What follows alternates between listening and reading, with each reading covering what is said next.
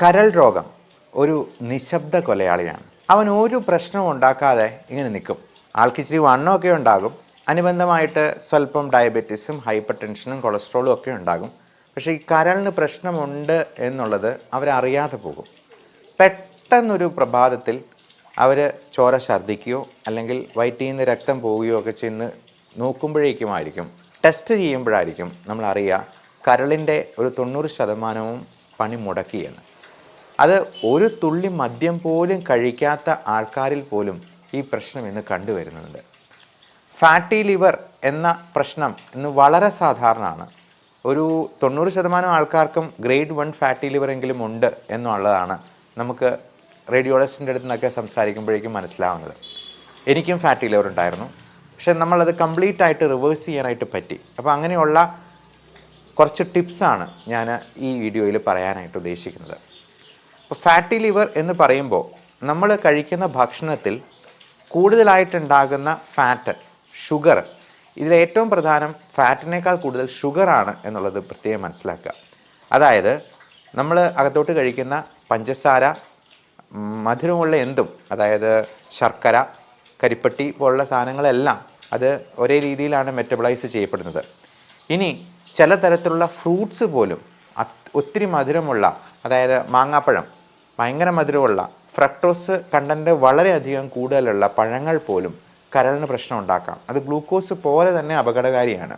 അതുപോലെ ചെറുപഴമാണെങ്കിലും ഒരു ഡയബറ്റിക് ആയിട്ടുള്ള രോഗി 100 ഗ്രാമിൽ കൂടുതൽ ചെറുപഴം ഉള്ളിലോട്ട് കഴിക്കാതിരിക്കുന്നത് തന്നെയാണ് ഏറ്റവും നല്ലത്.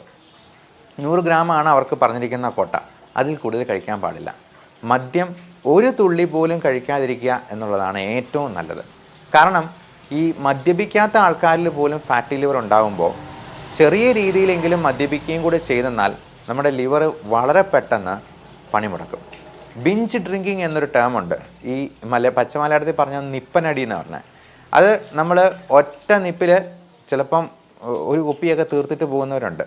അപ്പോൾ അത്രയും കുടിച്ച് കഴിയുമ്പോഴത്തേക്ക് അവർക്ക് ചിലപ്പോൾ കുറേ നാളുകളത്തേക്ക് കുടിക്കാതിരിക്കാൻ പറ്റിയേക്കും. കുടിച്ച് തുടങ്ങിയോ അവർ ഫുൾ പൂസാകാതെ കൂടി നിർത്തത്തില്ല.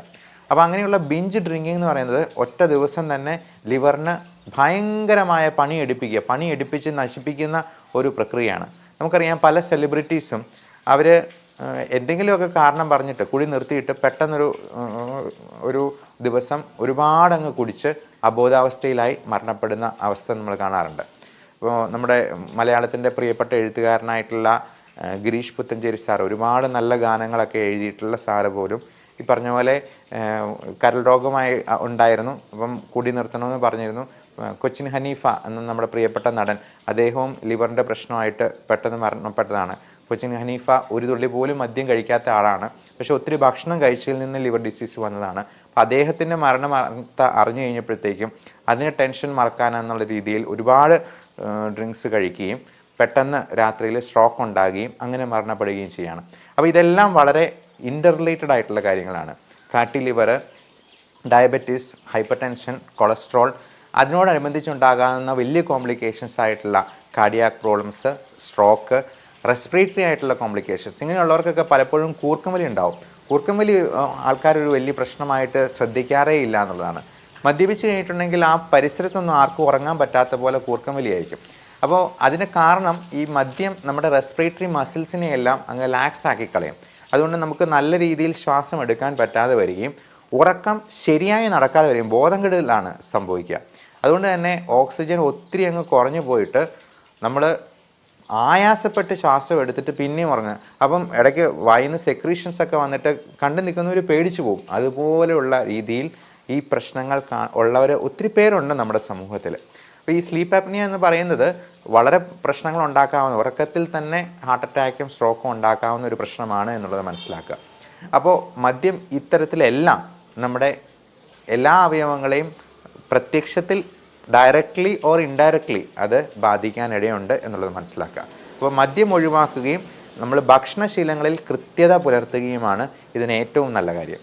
അപ്പം മധുരം, വൈറ്റ് പോയിസൺ പരമാവധി ഒഴിവാക്കുക, ബേക്കറി സാധനങ്ങൾ ഒഴിവാക്കുക, അതുപോലെ മൈദ അടങ്ങിയ ഭക്ഷണ സാധനങ്ങൾ പരമാവധി കുറയ്ക്കുക. അത് പൊറോട്ട മാത്രമല്ല, ബണ്ണ്, ബ്രെഡ്, കുബൂസ് തുടങ്ങിയ സാധനങ്ങളെല്ലാം മൈദയാണ്. അത് പരമാവധി കുറയ്ക്കുക. എന്നിട്ട് കൂടുതലായിട്ട് ഗ്രീൻ ലീഫി വെജിറ്റബിൾസ്, നമുക്ക് കാർബോഹൈഡ്രേറ്റ് ഒഴിവാക്കുമ്പോഴത്തേക്ക് അപ്പം പകരം എന്ത് ചെയ്യും, പ്രോട്ടീൻ വെച്ച് സപ്ലിമെൻറ്റ് ചെയ്യാം. വാസ്തവത്തിൽ നമ്മൾ കഴിക്കുന്ന ഇറച്ചിയും മീനും ഒന്നും മുട്ടയൊന്നും അല്ല ഏറ്റവും പ്രശ്നം ഉണ്ടാക്കുന്നത്, നമ്മുടെ ഈ അരി ആഹാരങ്ങളും കാർബോഹൈഡ്രേറ്റ്സുമാണ്. അപ്പോൾ വണ്ണം കുറയ്ക്കാനായിട്ടും ഉള്ളൊരു ടിപ്പ് ഞാൻ പറഞ്ഞുതരാം. അത് നമ്മൾ ഈ കാർബോഹൈഡ്രേറ്റ്സ് പരമാവധി കുറച്ചിട്ട് അതിനെ പ്രോട്ടീൻ വെച്ച് സപ്ലിമെൻറ്റ് ചെയ്യാം. നമുക്ക് ഉച്ചയ്ക്കും വൈകുന്നേരവും 2 മുട്ടയുടെ വെള്ള കഴിക്കുക, നല്ല ഗ്രീൻ ലീഫി വെജിറ്റബിൾസ് കഴിക്കുക, അതുപോലെ അധികം മധുരമില്ലാത്ത പഴങ്ങളും കഴിക്കുക. തണ്ണിമത്തൻ, പേരയ്ക്ക പോലുള്ള പഴങ്ങൾക്കൊന്നും വലിയ മധുരമില്ല, മാങ്ങാപ്പഴം പോലുള്ള സംഗതികളല്ല ഉദ്ദേശിക്കുന്നത്. അതുപോലെ കുക്കുംബർ, അങ്ങനത്തെ സാധനങ്ങളൊക്കെ നമുക്ക് വിശപ്പ് കുറയ്ക്കാനായിട്ട് ഉപയോഗിക്കാം.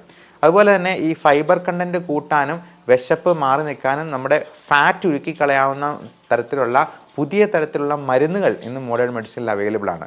പലപ്പോഴും നമ്മൾ പറയുക, ഈ ഭക്ഷണത്തിന് മുമ്പ് മരുന്ന് പോലെ കഴിക്കേണ്ട സാധനമാണ് 3 ഗ്ലാസ് വെള്ളം കുടിക്കണം, ഒരു കുക്കുംബർ കഴിക്കണം, ഒരു നെല്ലിക്ക കഴിക്കണം, അതുപോലെ ഗ്രീൻ ലീഫി വെജിറ്റബിൾസ് കഴിക്കണം എന്നൊക്കെ. അപ്പോൾ ഇതെല്ലാം കൂടെ പറയുമ്പോഴത്തേക്കും ഡോക്ടർ പറയും, എന്നാൽ ഡോക്ടർ അതിന് പകരം 2 മരുന്ന് തന്നാൽ മതി. അപ്പോൾ വേണമെങ്കിൽ അതിന് പകരം 2 ഗുളിക കഴിക്കുന്നതായിരിക്കും ചിലപ്പോൾ പലർക്കും ഏറ്റവും എളുപ്പമുള്ള കാര്യം. നമുക്കെല്ലാവർക്കും തിരക്കാണ്, ബിസി ലൈഫിൽ നമുക്ക് പലപ്പോഴും ഇതൊന്നും കൃത്യമായിട്ട് ശ്രദ്ധിക്കാൻ പറ്റാതെ വന്നേക്കാം. അപ്പോൾ അതിന് ഈ ഫാറ്റ് ഉരുക്കി കളയാവുന്ന രീതിയിലുള്ള മരുന്നുകൾ പോലും ഇന്നുണ്ട്. അത് നിങ്ങളുടെ ഡോക്ടറോട് ചോദിച്ചിട്ട് മാത്രം, അത്യാവശ്യമെങ്കിൽ മാത്രം അത് ഉപയോഗിച്ചാലും മതിയാവും. അപ്പോൾ ഫാറ്റി ലിവർ ഉണ്ട് എന്ന് കണ്ടു കഴിഞ്ഞാൽ നമ്മൾ അത്യാവശ്യം ചെയ്യേണ്ട ടെസ്റ്റുകളും കൂടി പറയാം. SGOT, SGPT തുടങ്ങിയ അളവുകൾ, അത് SGPT ഒരു 50-ന് മുകളിലാണെന്നുണ്ടെങ്കിൽ ഫാറ്റി ലിവർ നമ്മൾ സംശയിക്കണം. അതൊരു 100-ന് മുകളിലാണെങ്കിൽ ഗ്രേഡ് 2 ഫാറ്റി ലിവർ ആയിട്ടുണ്ടോ എന്ന് നോക്കണം. അത് ഗ്രേഡ് 3 വരെ നമുക്ക് റിവേഴ്സിബിളാണ്, കംപ്ലീറ്റ്ലി റിവേഴ്സ് ചെയ്യാവുന്നതാണ്. നമുക്കറിയാം, ലിവർ ട്രാൻസ്പ്ലാന്റ് ചെയ്യുമ്പോൾ അതിൻ്റെ ഒരു കഷ്ണം മാത്രം മുറിച്ച് വെച്ച് വേറൊരാളിൽ നമുക്ക് വെച്ച് പിടിപ്പിക്കാനായിട്ട് പറ്റും. കാരണം ലിവർ എന്ന് പറയുന്നത് അപാരമായ റീജനറേറ്റീവ് കപ്പാസിറ്റി ഉള്ള ഒരു ഓർഗനാണ്. അപ്പോൾ വേറൊരു അവയവത്തിന് നമുക്ക് മുഴുവനായിട്ടും മാറ്റി വയ്ക്കുക അല്ലാണ്ട് ഇങ്ങനെ ഒരു ഭാഗം മുറിച്ച് മാറ്റി പിടിപ്പിക്കുന്ന ഒരു രീതിയില്ല. അപ്പോൾ ഈ ലിവർ ട്രാൻസ്പ്ലാന്റേഷന് അങ്ങനെ ഒരു കാരണം ഉള്ളത് തന്നെ ഈ ലിവറിൻ്റെ റീജനറേറ്റീവ് കപ്പാസിറ്റി കൊണ്ടാണ്. അതുകൊണ്ട് ഫാറ്റി ലിവർ ഗ്രേഡ് 3 വരെയാണെങ്കിൽ പോലും നമുക്കത് ഫുള്ളി റിവേഴ്സ് ചെയ്യാം. പക്ഷേ അതിൻ്റെ അടുത്ത സ്റ്റേജ് ആയിട്ടുള്ളത് ലിവർ സിറോസിസ് ആണ്. എന്ന് പറയുന്നത് പെർമനൻറ്റ് ഡാമേജാണ്. ഒരു തേങ്ങ ഉണങ്ങിപ്പോകുന്നത് പോലെ ലിവർ അങ്ങ് ഉണങ്ങിപ്പോവും. പിന്നെ അതിൻ്റെ ഫങ്ഷൻ എല്ലാം ആകത്താളം തെറ്റും. നമ്മുടെ ഡൈജഷൻ പ്രോപ്പറായിട്ട് നടക്കത്തില്ല. അപ്പോൾ അതിൻ്റെ സിംറ്റംസും അതുപോലെയാണ്. ഇപ്പോൾ നമ്മുടെ ഡൈജഷൻ പ്രോപ്പർ ആകാത്തതുകൊണ്ട് നെഞ്ചിരിച്ചൽ, പുളിച്ച് തകട്ടൽ, ഛർദി, ഓക്കാനം, ചിലപ്പോൾ വയറ്റിൽ നിന്ന് പോകുന്നത് ശരിയാകാതെ പോകുന്നു, കോൺസ്റ്റിപ്പേഷൻ ഉണ്ടാകാം, ചിലപ്പോൾ ലൂസ് മോഷൻ ഉണ്ടാകാം, വയറ്റിൽ നിന്ന് പോകുന്നതിൽ രക്തമയം ഉണ്ടാകാം. അത് രക്തം എന്ന് പറയുന്നത് നമ്മൾ പൈൽസിന് പോകുന്ന പോലത്തെ ഫ്രഷ് ബ്ലഡ് ആയിരിക്കത്തില്ല, കറുത്ത മലമായിട്ട് പോകും. അപ്പോൾ ഈ കറുത്ത മലം എന്ന് പറയുന്നത് മലീന എന്നാണ് അതിനെ പറയാം. അങ്ങനെ കറുത്ത മലം കാണുമ്പോൾ നമ്മൾ അത് കൊണ്ടുപോയി ഒന്ന് ടെസ്റ്റ് ചെയ്ത് നോക്കണം. Stool occult blood. നമ്മുടെ ഈ സ്മാർട്ട് ഫോൺ സംസ്കാരത്തിൽ പലപ്പോഴും നമ്മൾ ആ ടോയ്ലറ്റിൽ പോയിരുന്ന് കുറേ നേരം ഫോണിലൊക്കെ നോക്കിക്കൊണ്ടിരുന്ന് ഫ്ലഷ് ചെയ്ത് അങ്ങോട്ട് പോകും. നമ്മുടെ മലം പോകുന്നത് അതിൻ്റെ കൺസിസ്റ്റൻസി, കളറ് ഒക്കെ ഒന്ന് ഇടയ്ക്ക് നോക്കുന്നത് നന്നായിരിക്കും. കാരണം പലപ്പോഴും ഇത് അറിയുന്നില്ല ആൾക്കാർ. മലത്തിൻ്റെ കൂടെ ബ്ലഡ് പോകുന്നത്, പൈൽസ് ഉള്ളത് പോലും അത് പുറത്ത് പറയാനുള്ള മടിയും നാണക്കേട്. ഡോക്ടർമാരുടെ അടുത്ത് ഇങ്ങനെയുള്ള കാര്യങ്ങൾ സംസാരിക്കാനൊന്നും യാതൊരു മടിയും വെക്കരുത് എന്നുള്ളതാണ് പ്രത്യേകമായിട്ട് ഓർമ്മിപ്പിക്കാനുള്ളത്. ഇങ്ങനെ എന്തെങ്കിലും ഉണ്ടെങ്കിൽ നിങ്ങൾക്ക് ഒരു സുഹൃത്തിനോടെന്ന പോലെ, അല്ലെങ്കിൽ ഒരു സഹോദരനോട്, ഒരു പെങ്ങളോടോ എന്ന പോലെ സംസാരിക്കാൻ പറ്റുന്ന ഒരു ഡോക്ടറെ നിങ്ങൾ തന്നെ കണ്ടെത്തിക്കൊള്ളുക. എന്നിട്ട് ഡോക്ടറുമായിട്ട് ഇടയ്ക്കാണെങ്കിലും ഒന്ന് സംസാരിക്കാനായിട്ടും ഒരു കോണ്ടാക്റ്റ് പുലർത്താനായിട്ടും ശ്രദ്ധിക്കുക. നമ്മുടെ അസുഖ കാര്യങ്ങളെക്കുറിച്ച് നമുക്ക് വ്യക്തമായൊരു ബോധ്യം ഉണ്ടാവണം. അതൊരു രജിസ്റ്റേർഡ് മെഡിക്കൽ പ്രാക്ടീഷണർ തന്നെയാവുക. അത് ആയുർവേദോ അലോപ്പതിയോ ഏതാകുന്നതിനും കുഴപ്പമില്ല. പക്ഷേ നമ്മുടെ നാട്ടിലെ നിയമങ്ങൾ എന്ന് പറയുന്നത് ഈ ക്വാക്സ്, നാട്ടുവൈദ്യന്മാരെന്ന് പറയുന്നത് അവർക്ക് നമ്മുടെ അത്രയും പോലും വിദ്യാഭ്യാസം ഉണ്ടാവില്ല. അങ്ങനെയുള്ള കാര്യങ്ങളിലേക്ക് തിരിയാതിരിക്കുക എന്ന് മാത്രമാണ്. പലപ്പോഴും ഈ ബിലിറൂബിൻ കൂടി മഞ്ഞപ്പിത്തം ഉണ്ടായി അതിന് ഒറ്റമൂലി എന്ന് പറഞ്ഞ് പലരും പോകാറുണ്ട്. വാസ്തവത്തിൽ ഈ ബിലിറൂബിൻ കൂടുക, ജോണ്ടിസ് ഉണ്ടാവുക എന്ന് പറയുന്നത് ഒരു അസുഖ ലക്ഷണം മാത്രമാണ്. അത് ഒരുപാട് കാരണങ്ങൾ കൊണ്ടുണ്ടാകാം. അതായത് പ്രീ ഹെപ്പാറ്റിക് ജോണ്ടിസ് ഉണ്ട്, ഒബ്സ്ട്രക്റ്റീവ് ജോണ്ടിസ് ഉണ്ട്, പലപ്പോഴും ഈ കല്ലുകൾ വന്ന് ഒബ്സ്ട്രക്റ്റ് ചെയ്യുന്നത് കൊണ്ടുണ്ടാകുന്നത് സർജിക്കൽ ജോണ്ടിസ് ഉണ്ട്. അപ്പോൾ ഇതെന്താണ് എന്ന് കണ്ടെത്തി അതിനെ കറക്റ്റായിട്ട് ട്രീറ്റ് ചെയ്യുന്നാലേ ഇത് പൂർണ്ണമായിട്ടും ഭേദമാകത്തുള്ളൂ. അല്ലാതെ മഞ്ഞപ്പിത്തം ഉണ്ടായി, മഞ്ഞപ്പിത്തത്തിന് ഒറ്റമൂലി എന്ന് പറയുന്ന സംഗതി തന്നെ അശാസ്ത്രീയമാണ്. അങ്ങനെയുള്ള രീതികളിലേക്ക് പോകാതിരിക്കാനാണ് പ്രത്യേകമായിട്ട് ഓർമ്മിപ്പിക്കാനുള്ളത്. ഇനി ഫാറ്റി ലിവർ ഉള്ളവർക്ക് നമ്മൾ കൊടുക്കേണ്ട ചില സപ്ലിമെൻറ്റ്സ് ഉണ്ട്. അതായത് നമ്മൾ മെയിനായിട്ടും പറയുക vitamin D3, vitamin E, omega 3 fatty acid, ഇത് 3 നമ്മൾ സപ്ലിമെൻറ്റ് ചെയ്യേണ്ടതായിട്ട് വരും. D3 ഇന്ന് പലർക്കും ഡെഫിഷ്യൻ്റ് ആണ്. നമ്മൾ വെയിൽ കൊള്ളുന്ന കുറവായതുകൊണ്ട്, അല്ലെങ്കിൽ തന്നെ പുരുഷന്മാർക്കാണെങ്കിൽ ഷർട്ട് ഇടാതെ അരമണിക്കൂർ വെയിൽ കൊള്ളാനായിട്ടാണ് പറയുക. പക്ഷേ അത് പലപ്പോഴും നമുക്ക് സാധ്യമാകത്തില്ല. അപ്പോൾ D3 ഒന്ന് ചെക്ക് ചെയ്യുമ്പോൾ തന്നെ 1000 രൂപയോളം ചിലവ് വരും. 100 രൂപയ്ക്ക് അതിൻ്റെ സപ്ലിമെൻ്റ് ഒരു മാസത്തേക്ക് എടുക്കാം. അത് മിക്കവരിലും അത് ഡെഫിഷ്യൻ്റ് ആണ്. അതിൻ്റെ ടോക്സിസിറ്റി വളരെ വളരെ അപൂർവമായിട്ടേ കാണാറുള്ളൂ എന്നുള്ളത് കൊണ്ട് തന്നെ D3 എല്ലാവർക്കും സപ്ലിമെൻറ്റ് ചെയ്യാവുന്ന ഒന്നാണ്. അതുപോലെ വൈറ്റമിൻ ഇ അത് പച്ച നിറത്തിലുള്ള ക്യാപ്സ്യൂൾ ഫോമിൽ കിട്ടും. ഭക്ഷണത്തിലാണെങ്കിൽ നമുക്കത് ഉൾപ്പെടുത്താവുന്നതാണ്. പലപ്പോഴും നമുക്കത് പല ഭക്ഷണത്തിൽ നിന്ന് നമുക്ക് കിട്ടത്തില്ല. ഗ്രീൻ ലീഫി വെജിറ്റബിൾസിലും ചീര, സ്പൈനാഷ് പോലുള്ള സംഗതികളിലും ഒക്കെ നമുക്ക് വൈറ്റമിൻ ഇ കിട്ടാവുന്നതാണ്. അതുപോലെ cod liver oil, fish liver oil എന്ന് പറയുന്ന സംഗതി, അത് അയല, മത്തി തുടങ്ങിയ ചെറു മത്സ്യങ്ങൾ കറി വെച്ച് ഉപയോഗിച്ചാൽ വളരെ നല്ലതായിരിക്കും. തുണ്ടമീനൊന്നും നമുക്ക് വേണ്ട. തുണ്ടമീനൊക്കെ പലപ്പോഴും റെഡ് മീറ്റ് ഗണത്തിൽപ്പെടുന്നതാണ്. അത് ഫാറ്റി ലിവറിന് കൂടുതൽ ഉണ്ടാക്കാൻ പ്രശ്നമുള്ള സംഗതികളാണ്. ഈ തുണ്ടമീനാണെങ്കിലും പോർക്ക്, മട്ടൺ, ബീഫ് തുടങ്ങിയിട്ടുള്ള ബാക്കിയുള്ള ഇറച്ചികളാണെങ്കിലും ഒക്കെ. അതുപോലെ റെഡ് മീറ്റ് ഗണത്തിൽപ്പെടുന്ന സംഗതികൾ പരമാവധി ഒഴിവാക്കുക. വൈറ്റ് മീറ്റ് ആയിട്ടുള്ള ചിക്കൻ കറി വെച്ച് ഉപയോഗിക്കുന്നത് തീർച്ചയായിട്ടും നല്ലതായിരിക്കും. പൗൾട്രി വിഭാഗത്തിൽപ്പെട്ടത് എല്ലാം വൈറ്റ് മീറ്റാണ് എന്ന് നമുക്ക് ജനറലൈസ് ചെയ്ത് പറയാം. അതുപോലെ ഫ്രൈഡ് ഐറ്റംസ് പരമാവധി കുറയ്ക്കുക. ഏറ്റവും പ്രധാനം ഇതിനകത്ത് കാർബോഹൈഡ്രേറ്റും ഷുഗറും കുറയ്ക്കുക എന്നുള്ളതാണ്. അപ്പോൾ ഈ സപ്ലിമെൻറ്റ്സ് 3 കാര്യങ്ങൾ പറഞ്ഞു. ഇനി ഇതിനോടനുബന്ധിച്ച് ഡയബറ്റീസ് ഉള്ളവർക്ക് ആ മരുന്നുകളിൽ അല്പം മോഡിഫിക്കേഷൻ വരുത്തിയെന്നാൽ അത് ഫാറ്റി ലിവറിനെയും കൂടി ഹെൽപ്പ് ചെയ്യും. ഉദാഹരണത്തിന് മെറ്റ്ഫോമിൻ എന്ന മരുന്ന്, അത് ഒരു ദിവസം 2 ഗ്രാം വരെ നമുക്ക്, അതായത് 2000 മില്ലിഗ്രാം വരെ ഒരാൾക്ക് സേഫായിട്ട് കഴിക്കാം. മെറ്റ്ഫോമിൻ 2000 മില്ലിഗ്രാം തന്നെ കഴിക്കുന്നതാണ്. മെറ്റ്ഫോമിൻ ഗുളികയ്ക്ക് വെയിറ്റ് കുറയ്ക്കാനായിട്ടുള്ള അത്ഭുതകരമായിട്ടുള്ള കഴിവുള്ളത് കൊണ്ടും ഫാറ്റി ലിവറിനെ നിയന്ത്രിക്കാനും പറ്റുന്നതുകൊണ്ട് മെറ്റ്ഫോമിൻ ഈ ഡയബറ്റിക് രോഗികൾക്ക് വളരെ നല്ല ഒരു ചോയ്സാണ് എന്ന് പ്രത്യേകം ഓർക്കുക. അതുപോലെ തന്നെ പയോഗ്ലിട്ടസോൺ എന്ന് പറയുന്ന മരുന്നും ഷുഗർ രോഗികൾക്ക് ഫാറ്റി ലിവർ ഉണ്ടെന്നുണ്ടെങ്കിൽ വളരെ നല്ല ഒരു ഓപ്ഷനായിരിക്കും. അത് നിങ്ങളുടെ ഡോക്ടറോട് സംസാരിച്ചിട്ട് അതിനനുയോജ്യമായിട്ടുള്ള മരുന്ന് സെലക്ട് ചെയ്യുക. അതുപോലെ ലിവറിൻ്റെ പ്രശ്നം കൂടുതലായിട്ടുണ്ടായിട്ടുണ്ട്. ഇപ്പോൾ ലിവർ സിറോസിസ് പോലുള്ള ഇതിലേക്ക് തുടക്കമായിട്ടുണ്ടെങ്കിൽ ഈ പറയുന്ന മരുന്നുകളല്ല ഉപയോഗിക്കേണ്ടത്.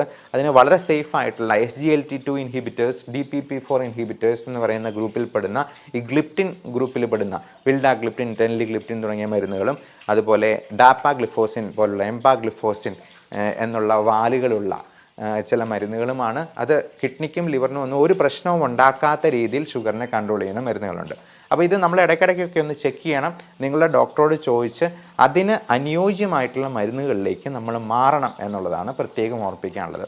ഫാറ്റി ലിവർ സിറോസിസിലോട്ട് പ്രോഗ്രസ് ചെയ്യുന്നുണ്ടോ എന്നുള്ളത് പ്രത്യേകമായിട്ട് നോക്കാനായിട്ട് ഇത് റിപ്പീറ്റായിട്ട് ചിലപ്പം ഒരു 6 മാസം കൂടുമ്പോഴെങ്കിലും നിങ്ങളുടെ ഡോക്ടറോട് സംസാരിച്ച് അതിന് വേണ്ട ടെസ്റ്റുകൾ ചെയ്യുക. നമ്മളിത് പാടെ മറന്നു വെച്ചിട്ട് നമുക്ക് ഇഷ്ടമുള്ള എല്ലാം കഴിച്ച് യാതൊരു ഉത്തരവാദിത്വം ഇല്ലാതെ പോയി കഴിഞ്ഞിട്ടുണ്ടെങ്കിൽ ഉറപ്പായിട്ടും വളരെ പെട്ടെന്ന് തന്നെ നമുക്ക് പ്രശ്നങ്ങൾ ഉണ്ടാകും എന്നുള്ളതാണ്. ഇത് ശരീരം മുഴുവൻ നീർക്കെട്ടുണ്ടായി, വയറ്റിൽ അസൈറ്റിസ് എന്ന് പറയുന്ന നീർക്കെട്ടുണ്ടായി, അത് കുത്തിയെഴുത്ത് പലപ്പോഴായിട്ട് നമ്മുടെ സോഡിയം പൊട്ടാസ്യത്തിൻ്റെ അളവൊക്കെ കുറഞ്ഞു പോയി നമ്മുടെ ലങ്സിൽ പോലും നീർക്കെട്ടുണ്ടാക്കി, അവിടെ പ്ലൂറൽ എഫ്യൂഷൻ എന്ന് പറയുന്ന സംഗതി ഉണ്ടാക്കി അവിടെ നിന്ന് ട്യൂബ് ഇട്ട് വെള്ളം എടുത്ത് കളയേണ്ട അവസ്ഥ ഉണ്ടാവുക.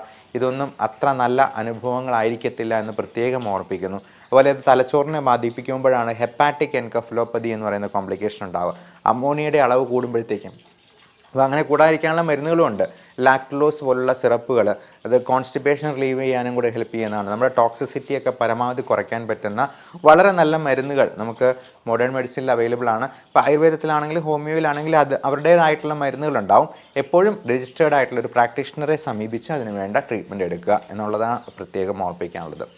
അതേപോലെ തന്നെ ലിവറിന് ഒത്തിരി പ്രശ്നങ്ങളുള്ളപ്പോൾ അതിനെ റെജുവിനേറ്റ് ചെയ്യാനായിട്ടുള്ള UDC പോലുള്ള സോഡിയോക്സിക്കോളിക് ആസിഡ്, സിലിമാരിൻ തുടങ്ങിയ മരുന്നുകളും ഉണ്ട്. ഇതൊന്നും ഓവർ ദ കൗണ്ടർ മെഡിസിൻ അല്ല. ഒരു ഡോക്ടറുടെ പ്രിസ്ക്രിപ്ഷനോട് കൂടി കൃത്യമായിട്ടുള്ള ഫോളോ അപ്പോട് കൂടി ഈ മരുന്നുകൾ ഉപയോഗിക്കാനായിട്ടും നിങ്ങളുടെ ലിവറിൻ്റെ ആരോഗ്യം സംരക്ഷിച്ച് നിർത്താനായിട്ടും പ്രത്യേകം ശ്രദ്ധിക്കുക. Thank you.